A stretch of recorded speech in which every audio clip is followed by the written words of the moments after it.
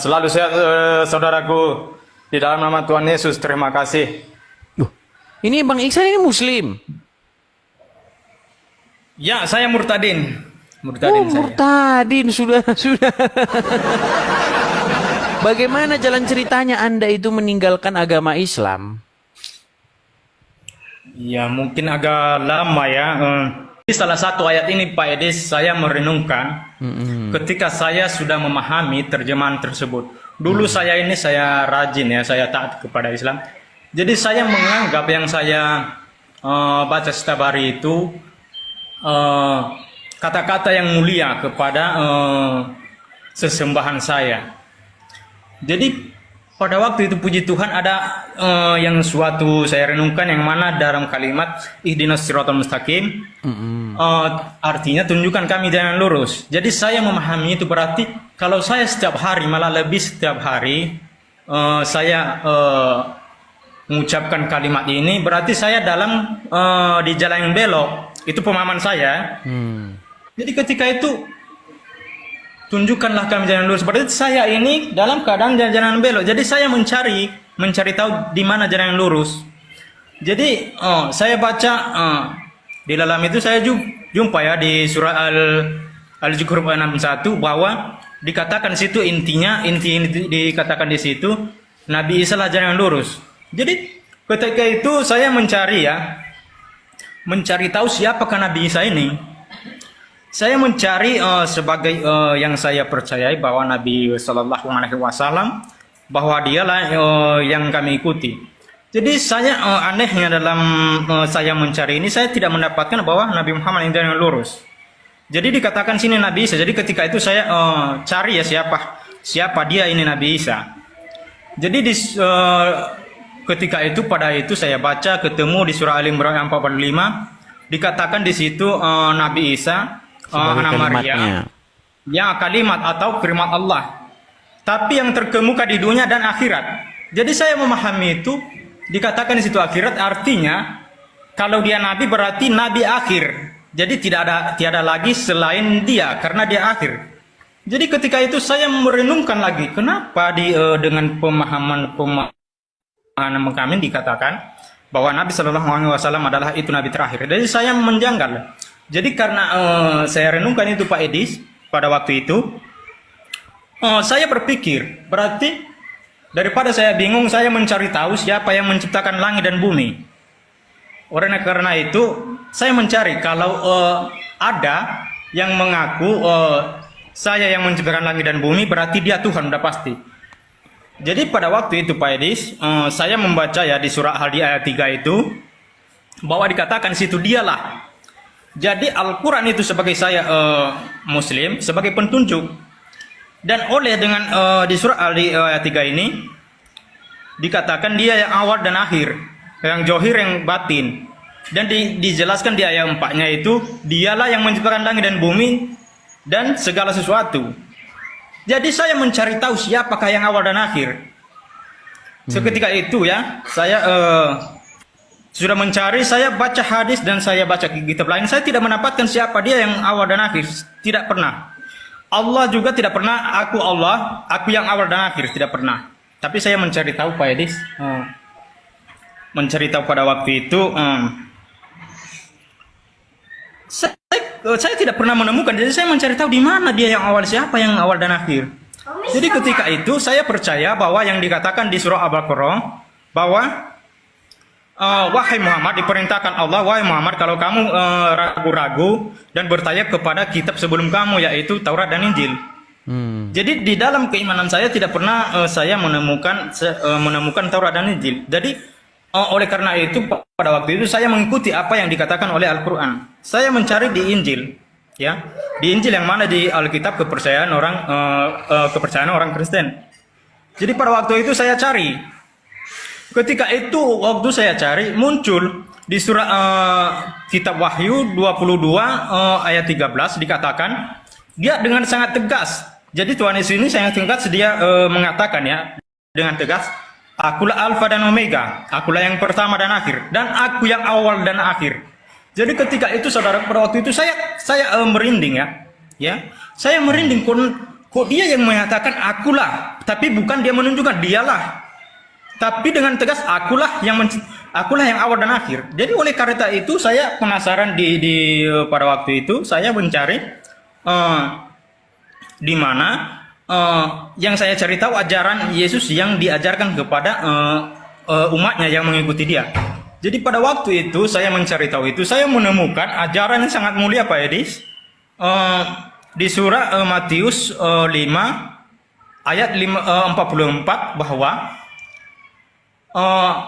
kasihilah musuhmu dan berdoa kepada siapa yang menganiaya kamu. Jadi waktu saya temukan ajaran itu Pak Edis, jadi saya mau kaget di situ. Ini tidak pernah di ajaran saya, tidak pernah saya mendengar ajaran seperti ini. Jadi oleh karena itu saya mencari bagaimana dan ini saya karena saya mencari tahu semua. Jadi Yesus ini sehingga nanti di surah Al-Zukhruf ayat 61 dikatakan situ Nabi Isa lah jalan lurus, tapi Yesus menyatakan bahwa akulah jalan kebenaran dan hidup. Jadi saya waktu itu saya sampai berdebat kepada keluarga saya Pak Edi sama mama saya, sering sampai mama saya dibilang kau itu harus tahu, kau tanya sama Pak Ustadz, nggak boleh kau menafsirkan sendiri. Itu mungkin kamu salah memahami. Dan saya ikuti apa kata mama saya dan saya bertanya kepada guru. Cuman memang Pak Ustadz saya bertanya itu tidak pernah memuaskan, tidak sesuai dengan dalil yang saya pertanyakan sama dia. Cuman saya gitulah ya. Karena ada perasaan saya iya-iyakan aja. Jadi oleh karena itu saya ini Pak Edis kritis. Saya mencari tahu dan saya banyak ajaran-ajaran Tuhan Yesus yang sangat mulia di dalam itu. Dan pada waktu itu Pak Edis ada sekitar 2 tahun lebih ya. Tiba-tiba saya karena tidak percaya keluarga saya kepada saya, diam-diam saya kepada keluarga saya pergi dan merantau. Jadi dalam niat saya itu saya mencari gereja untuk percaya kepada Tuhan Yesus, bahwa Tuhan Yesus itu dialah Tuhan yang benar. Jadi pada waktu itu Pak Edis saya mendatangi gereja Pak Edis, saya cari gereja terdekat dan ya puji Tuhan pada waktu itu ya ada ketemu sama pendeta dan dibilangnya pada waktu itu saya pada waktu di pintu gereja itu ada seorang ibu-ibu dan saya tanya ada pendeta nggak Bu? Jadi pada waktu itu ibu itu ya sangat baik dan menerima, dipanggilnya lah seorang Pak Pendeta dan dia tanya kepada saya kenapa. Saya bilang sama dia, Pak saya mau dibaptis. Jadi Pak Pendetanya baik, dikasih saya duduk dan ditanya kenapa kamu mau minta dibaptis, emangnya Bapak belum pernah dibaptis. Saya bilang sama dia, saya ini Pak belum pernah dibaptis ya. Karena saya ini Islam, jadi saya bilang Islam, langsung kaget Pak Pendetanya ini. Jadi kaget dia, berceritalah kenapa dan saya jelaskan bahwa saya mengikuti Tuhan Yesus ini dengan sungguh-sungguh dan saya sudah mencari tahu dia siapa dan saya percaya bahwa dialah Tuhan yang benar. Jadi oleh karena itu dijawablah oleh Pak Pendeta, oke saudaraku kalau begitu, kalau memang betul percaya kepada Tuhan Yesus, tapi kalau sekarang kita tidak bisa, walaupun Bapak sudah percaya kepada Tuhan Yesus, tapi itu tidak bisa kami langsung terima begitu.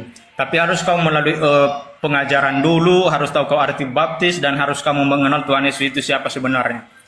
Jadi dalam waktu itu Pak Edis, saya jujur aja, pada waktu itu Pak Pendetanya bilang kayak gitu, tidak dibaptis. Jadi dalam pikiran saya ini kenapa saya ditolak Pak Pendeta? Apakah dia tidak percaya kepada saya? Jadi saya tidak tahu, karena di dalam keimanan saya dulu, asal ada orang yang datang ke masjid untuk percaya kepada Nabi Muhammad, hanya mengucapkan 2 kalimat syahadat udah sah. Jadi ini saya merasa ditolak pada waktu itu. Padahal bukan itu maksud Pak Pendeta, tapi pikiran saya terbelok pada waktu itu, berarti Pak Pendeta yang tidak percaya. Dan karena saya sungguh-sungguh percaya kepada Tuhan Yesus, saya mengikuti apapun yang dikatakan oleh Pak Pendeta. Saya mencari tahu apa yang dimaksud pengajaran ini, dan pada waktu itu dijelaskan inilah arti baptis, perbuatan yang lama yang tidak baik dan ditinggalkan menjadi perbuatan yang baik. Itu yang diajarkan oleh Tuhan Yesus. Jadi pada waktu itu Pak Edis saya diajarkan, saya dibaptis dan saya merasakan waktu saya dibaptis itu Pak Edis, ya ada kelebihan sesudah saya dibaptis itu dengan 1 minggu kemudian, ketika saya membaca ulang Alkitab, baru saya mengerti apa firman Tuhan. Jadi pada waktu itu belum saya dibaptis, walaupun saya diajarkan dan saya tidak pernah paham. Jadi ketika saya dibaptis ada berupa perbedaan Pak Edis. Jadi itu saya sekarang ini lebih sungguh-sungguh kepada Tuhan Yesus, dan Tuhan Yesus itu Tuhan yang benar. Tapi Memberikan ngomong-ngomong langit Bang. dan bumi. Oke, tapi ngomong-ngomong ini abang bukannya lagi di masjid? Bukan, ini di rumah. Oh, tapi rumahnya macam masjid rumahnya. Oh, terus bagaimana tanggapan keluarga? Ya, tanggapan keluarga sampai sekarang saya, karena ini baru saya percaya kepada Tuhan. Memang udah lama saya percaya, cuman masih ragu-ragu karena masih belum berani kepada keluarga. Jadi karena ketika itu Pak Edis, karena saya sangat percaya Pak Edis, saya keluar Pak Edis, saya merantau dengan alasan saya, daripada saya berkelahi sama keluarga saya, lebih bagus saya diam-diam merantau. Jadi alasan saya merantau, dan itu niat saya untuk percaya kepada Tuhan. Jadi sampai sekarang saya Pak Edis, keluarga saya itu memang saya ditolak dan dikatakan bahwa kamu itu tidak waras dan apa. Itu kan Yesus itu kan manusia. Kenapa kau percaya sama itu, sama orang-orang Kristen itu? Jadi daripada saya istilahnya berdebat sama keluarga saya, makanya saya merantau Pak Edis. Saya mencari kerja, bekerja sama orang Pak Edis. Walaupun kami di kampung ada rumah dan ada kebun sedikit, tapi saya tidak peduli itu Pak Edis. Tapi bukan artinya tidak sayang sama saya sama keluarga. Tapi sayang, tapi saya prioritaskan Tuhan dulu. Betul. Harus lebih dekat Tuhan dulu, karena Tuhan itu bagi saya itu maha kuasa. Jadi ketika nanti itu ya, ketika nanti itu karena saya percaya itu nanti saya percaya bahwa keluarga saya itu nanti akan dijamah oleh Tuhan Yesus. Jadi saya berdoa terus Pak Edis. Jadi saya keterbatasan saya ini Pak Edis, sampai istri saya sampai udah kecerai kami ya. Jadi cerai masalah ini juga, dari keluarga saya tidak terima. Jadi anak saya itu masih di pesantren Pak Edis, masih di pesantren mereka saat ini masih di pesantren Pak Edis, serius. Masih di Jadi pesantren karena mereka. Anda Jadi karena Anda jadi Kristen, akhirnya istri Anda pun akhirnya meninggalkan Anda begitu. iya. Waduh. Ya itu ya teman-teman ya, karena memang Jadi anak saya ikut dia. Jadi bayangkan saja Pak Edis, pada waktu itu bagaimana mereka membenci saya itu Pak Edis. Ada sesuatu rezeki saya kemarin Pak Edis. Saya mau ngirim untuk nafkahi anak, tapi mereka menolak. Jangan kau kirim uang, kami bisa ngasih makan anak. Jadi bagi saya nggak apa-apa Edis. Selalu saya berdoa kepada Tuhan Yesus yang benar. Dan saya percaya itu akan nanti mereka kalau sudah besar tahu dia mana Tuhan yang benar, yang layak disembah. Jadi tahu dia Tuhan yang layak disembah. Itu aja Pak Edis. salah satu pemicu Anda itu kok bisa-bisanya Anda itu akhirnya meninggalkan agama Islam itu sebenarnya gara-gara apa? Apakah juga gara-gara sering nonton-nonton diskusi atau bagaimana? Bukan. Mungkin baru-baru kali ini saya menonton. Jadi saya itu Pak Edis, tapi bukan saya mengaitkan. Tapi intinya ini Pak Edis, kalimat dari surah Al-Hadid ayat 3 ini surah Al-Hadid 2, 3 dan 4 itu berkaitan. Jadi saya mendalami itu Pak Edis, karena huwa itu Pak Edis itu kan wal awalu wal akhiru. Jadi huwa itu artinya laki-laki yang lahir. Itu artinya bahasa Arab. Dialah Jadi yang Zohir awal itu, ya. Pak Edis, Zohir itu mungkin di privat Pak Edis ya, tapi bukan, saya tidak mau menjelaskan di sini Pak Edis ya.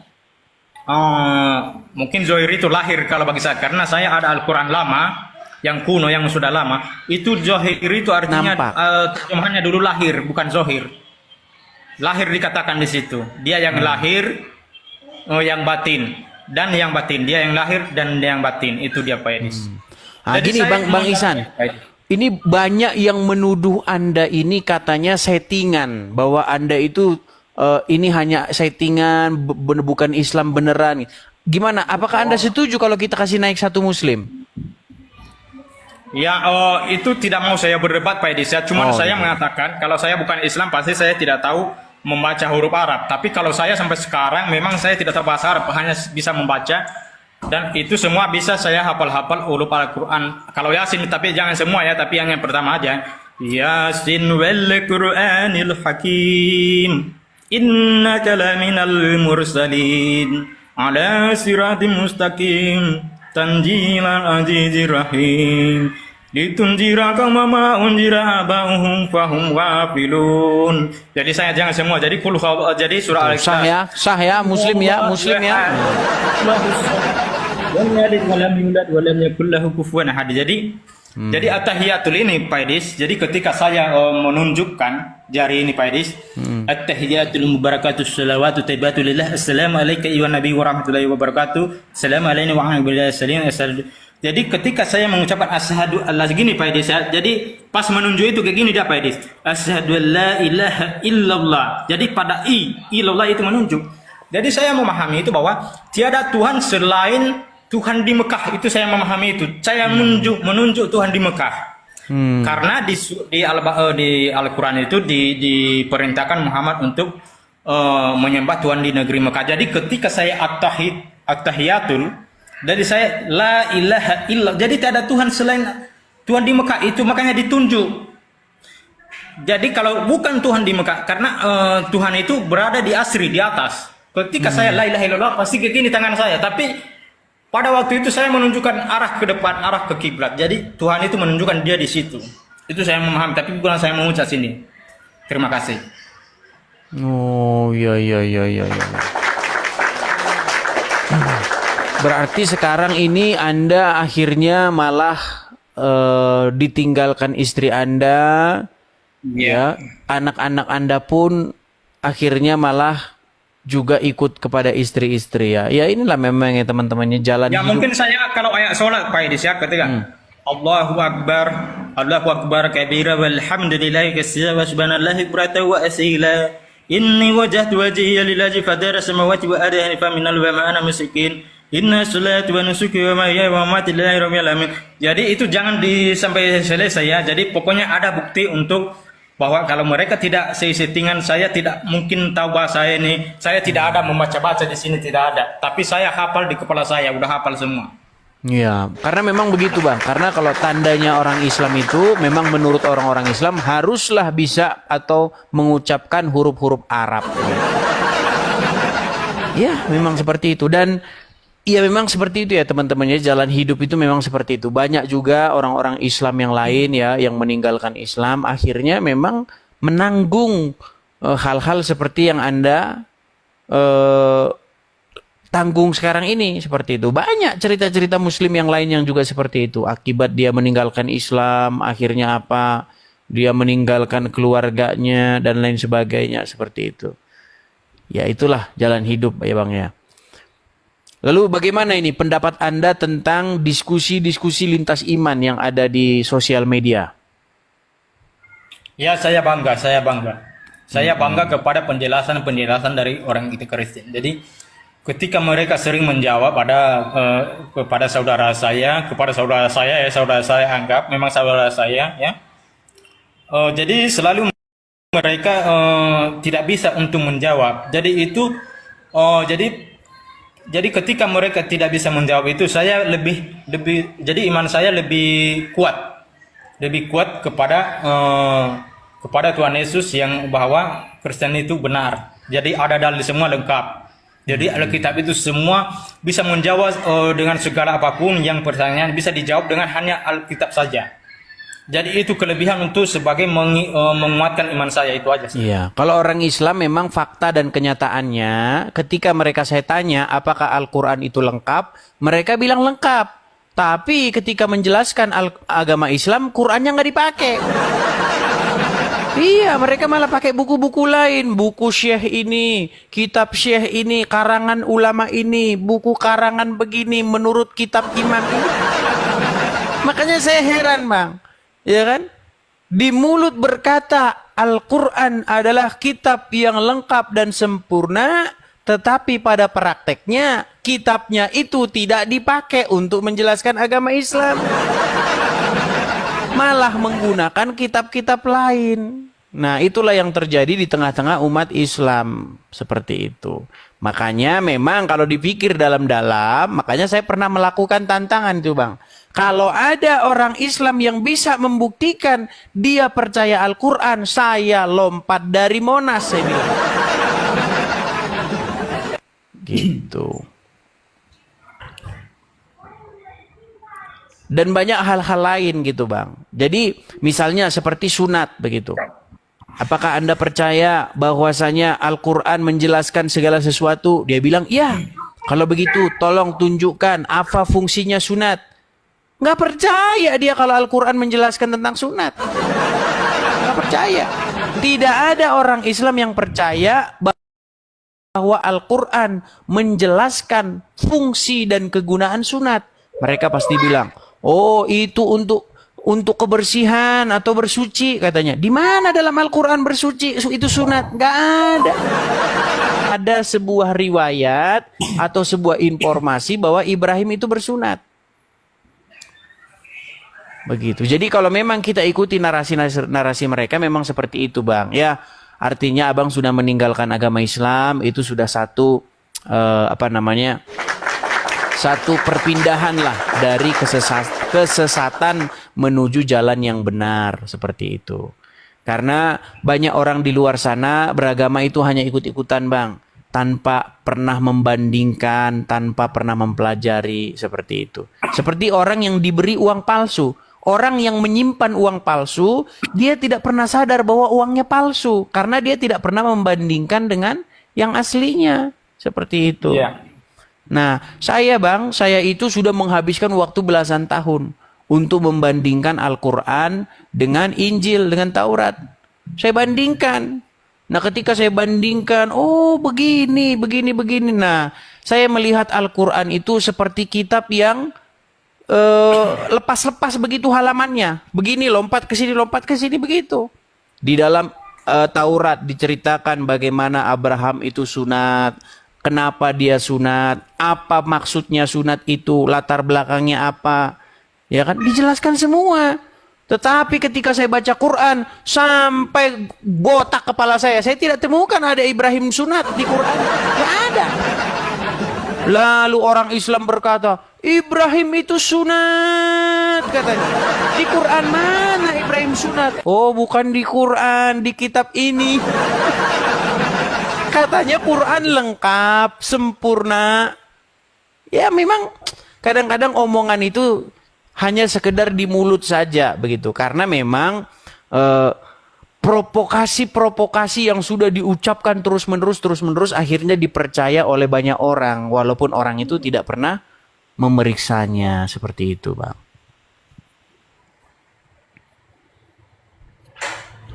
Oke lah, abangku. Oke. Saya wakilin kami ya, nanti saya dukung nanti saya cari nanti profil abang, nanti saya dukung ya. Terima kasih Bang Iksan. Oke Bang Iksan, selamat malam. Kita berikan kesempatan kepada muslim yang lain ya Bang ya. Ya, turunkan. Baik, terima kasih Bang Iksan. Terima kasih mewakili kami. Salam Bapak Ibu Saudara, berjumpa kembali bersama dengan saya di channel ini. Bagaimana kabar kita semua? Saya berharap agar kabar kita selalu baik-baik saja dan terus diberkati Tuhan dengan melimpah-limpah. Amin. Itulah dia Saudara, kesaksian dari seorang murtadin yang bersaksi tentang hidupnya dalam mengiring Kristus di Rome Edis TV. Bagaimana di situ selama ini seorang murtadin ini mencari jalan yang lurus, dan akhirnya Tuhan Yesus menyatakan dirinya lewat firman Tuhan yang mengatakan bahwa dialah firman Allah, dialah yang awal, dialah yang akhir, dialah kalimatullah atau firman Allah atau roh Allah itu sendiri. Dan Saudara, sesuai dengan perjalanan kehidupannya, dia pun menemukan Yesus Kristus, dan memang keputusan yang diambilnya adalah keputusan yang sangat luar biasa. Walau ya istrinya harus meninggalkan dia, anak-anaknya harus meninggalkan dia, tetapi bercerita tentang keluarga ini memang sangat penting bagi kita. Tetapi kita harus tahu dan mengerti bahwa keluarga ini tidak bersifat kekal. Tetapi Yesus dan firman-Nya itu adalah bersifat kekal. Dan kalau kita mengikut Kristus, mengikut firman-Nya yang adalah kebenaran, sekalipun kita ini dianiaya, tapi kita yang percaya kepada firman Tuhan akan hidup selama-lamanya. Dan mengenai keluarga mungkin yang tidak menerima kita, suatu saat firman Tuhan akan genap bagi kita yang mengatakan satu orang selamat, seisi rumah akan diselamatkan. Itu akan jadi bagi kita. Saudara-saudara, sangat luar biasa perjalanan kehidupannya. Dan saya yakinkan sesuai dengan firman Tuhan bahwa keputusan yang diambilnya mungkin keputusan itu dibenci oleh manusia, khususnya mungkin saudara-saudaranya, istrinya, anak-anaknya. Tapi keputusan itu adalah keputusan yang luar biasa, keputusan yang sangat berharga di hadapan Tuhan. Karena Yesus yang diikutinya. Yohanes 14 ayat 6 berkata, "Akulah jalan dan kebenaran, akulah hidup. Tidak ada seorang pun yang sampai kepada Bapa di surga kalau tidak melalui aku," kata Yesus.